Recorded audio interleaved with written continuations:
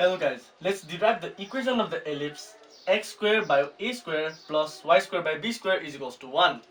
So here a and b are these lengths respectively, or in mathematical terms, this is the length from the vertex to one of the intersecting points of the axis.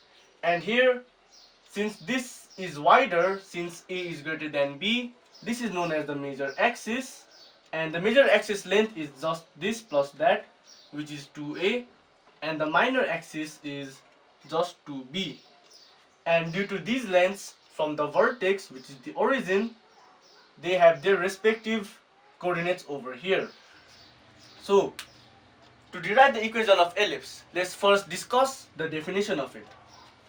So ellipse, as a kind of a weird definition but very interesting definition. Ellipse is a locus or the shape made of a moving point in a plane such that the sum of the distance from two fixed points will always be the same. So those fixed points are actually not here. They are actually somewhere over here. And I'll represent it as c comma 0. This should be minus c, and this c comma 0. And this length will be c, this length will also be c.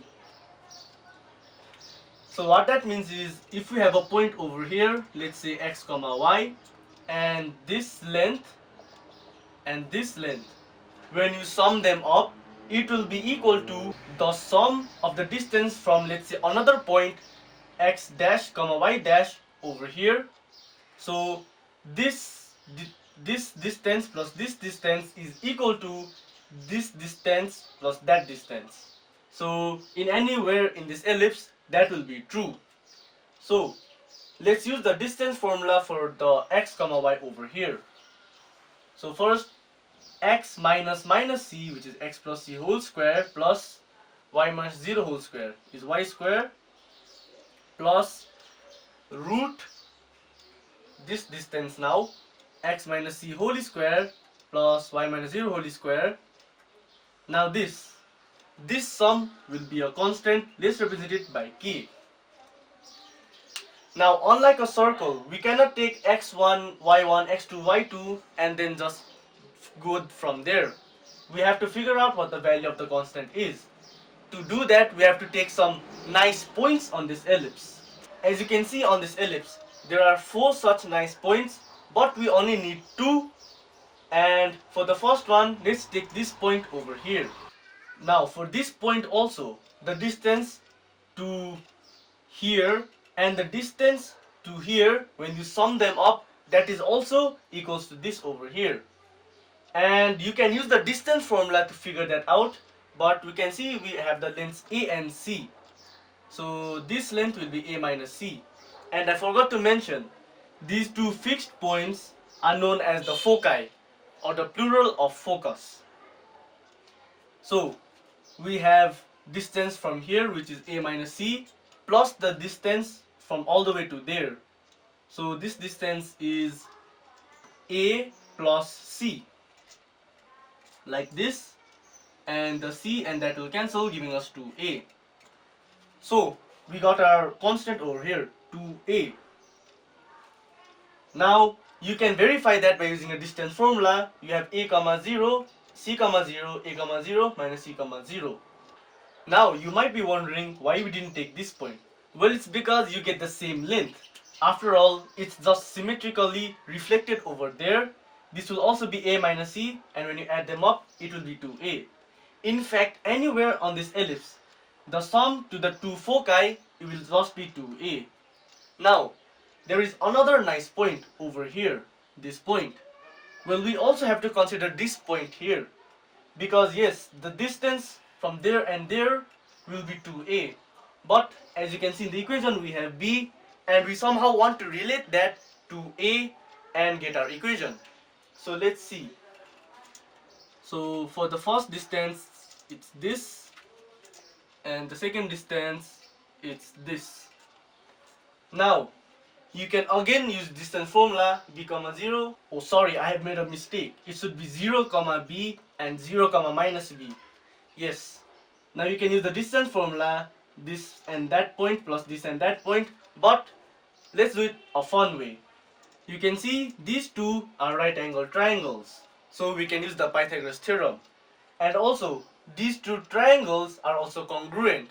It may not look like in this the figure, but you can just see this both have the same length b, and this distance over here, that's c. And that means if you connect this point and that point, then those two sides will also be the same, and by SSS axiom they're congruent. So let's just find this hypotenuse over here. Let's let this length be x, and from the Pythagoras theorem we have root b square plus c square.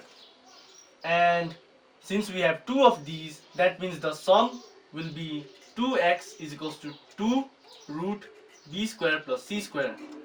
Now this is also equals to 2a because it's just the sum of the distance of the foci, right? So that means in any point the sum will be equals to this. So from these two we have 2a is equals to 2 root b square plus c square, and these two cancel and square both sides.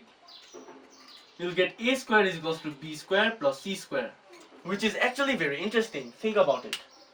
A square is equals to b square plus c square. So that means in a right angle triangle, if you this length a over here, if you kind of just turn it, it will exactly be this distance over here. No overcut, no undercut. Exactly. So that's kind of interesting.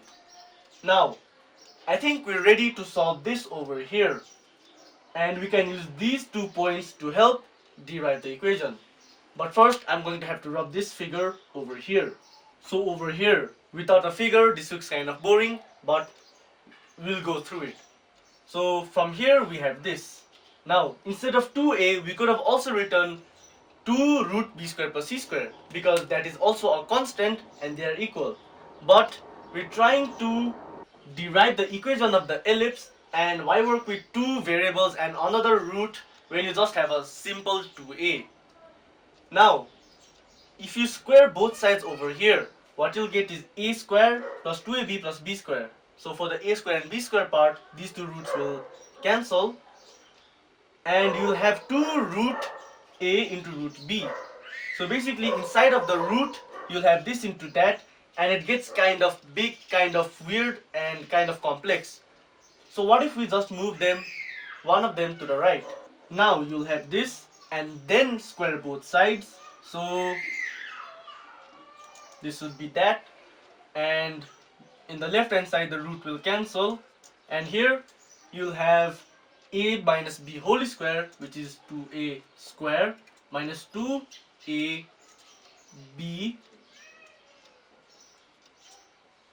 plus b square. So the root will just cancel. As you can see, we have y square and y square on both sides, cancel them.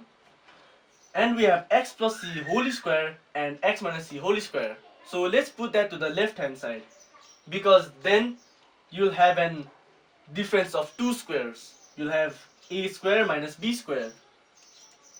So this square minus that square is equals to, this is 4a whole square, or just 4a square, minus 4a root x minus c whole square plus y square. Now, when you do the difference of two squares, it will be a plus b, so x plus c plus x minus c into x plus c minus x minus c, so it is minus x plus c, and this that cancel, that and this cancel, and this is the same. So on the left hand side we'll have 2x into 2c, which is 4cx is equals to 4a square minus 4a root x minus c whole square plus y square. And as you can see, we have 4 on all the terms, so just cancel them out. And again, you can square both sides, but you'll again have a root over here. So let's just isolate the root. So on the left hand side, you'll have cx minus a square is equals to minus a root x minus c whole square plus y square. And from here, just square both sides. And a minus b whole square, I'll do directly. C square x square minus 2ab plus b square is equals to, when you square that, you'll get a square. The root will cancel, giving this. And now over here, let's just open this whole square form and try to simplify this further. So when you open this, you'll get x square minus 2cx plus c square plus y square. And just distribute the a square. And as you can see, we have minus 2x a square and minus 2x a square on both sides. Cancel them. And let's just move everything to the left hand side first. And now over here, this might look a bit complex, but you can see we can take some things common. So let's just try a few things. From here, let's take x square common, because we want the x squared to be outside. We want it to be on the numerator because we want it in this form somehow. So this and this term, x square c square minus a square. And from here, let's take a square common from here. So you'll get plus a square. Remaining, you'll have a square minus c square. And as you can see, these two are almost the same. This is just the minus of that. And this minus a square y square is equals to 0. And in fact, let's make this into that. So you'll just have to take a negative common. But what will be better is, in fact, if we make this negative and take that common, because we'll just have a square minus c square over here, and using this we'll just have b square. And let's just do that on the next step. So as you can see here, we have a square minus c square on both of these terms, but instead of taking them common, we'll just take these negatives to the right hand side. And let's substitute a square minus c square over here. So you'll get a square b square is equals to x square b square plus a square y square. And simply divide both sides by a square b square like this, and you'll get 1 is equals to, over here b square cancels, giving us x square by a square plus a square cancel, giving us y square by b square. That is the equation of ellipse. This is very complex, and I am still not done. Yes, there is more, but we have derived the equation, but I want to add a few facts. So here we have something known as eccentricity, which is equal to the focal length. In this case, it is c by the semi-major axis. So our major axis length was 2a, so in our case it's just a. And from here, we can simplify this c further, but here c is equals to ae. I'll write it over here. And e is equals to, from this, we'll have c is equals to root a square minus b square. So root a square minus b square. And this a over here, I'll write it as root a square. So we'll have root a square minus b square by a square. And finally, e is equals to root 1 minus b square by a square.